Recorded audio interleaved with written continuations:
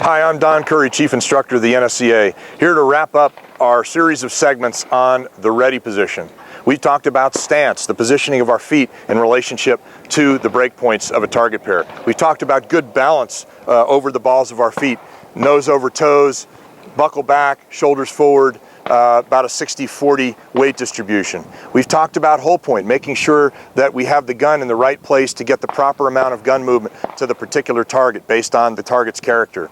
Then we talked about draw length, the distance between the cheek ledge and the top of the comb, also varied based on the character of the target.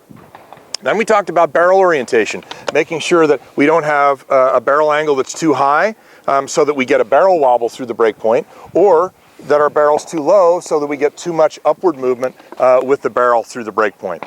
Last, but certainly not least, is visual pickup point. So once we're in position, we've got a good stance, our balance is good, we've got a good hold point, we've got a proper draw length based on the character of the target, and our barrel angle is appropriate for the target, making sure that laser going through the bore of the barrel, as we discussed in the last segment, is just below or on the line.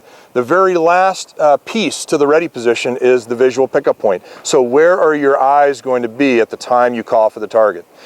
So we should try to move our eyes to the visual pickup point, not our head.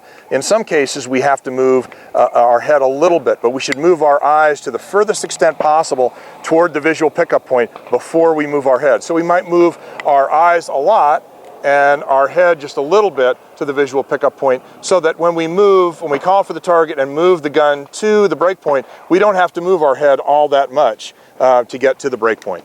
We hope you've learned something from this segment on the ready position and the 6 different elements of the ready position. I'm Don Currie, Chief Instructor of the NSCA. Thank you for watching.